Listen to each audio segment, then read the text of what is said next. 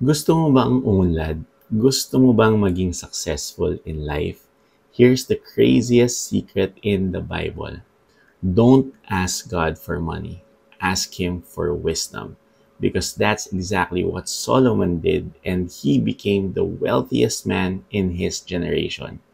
Sabi sa 1 King 3, tinanong ni God si Solomon, ask for anything. Pero hindi pera ang hiningi niya. Hiningi niya wisdom. And God said, because you asked for wisdom, I will also give you wealth, honor, and long life. In Hebrew, wisdom is chokmah. Ibig sabihin, heavenly skill, divine strategy, God-powered decision making.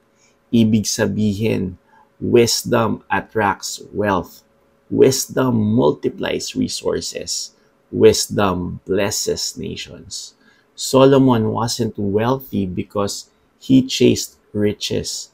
He was wealthy because he chased God's wisdom. And because of that, millions were blessed through him.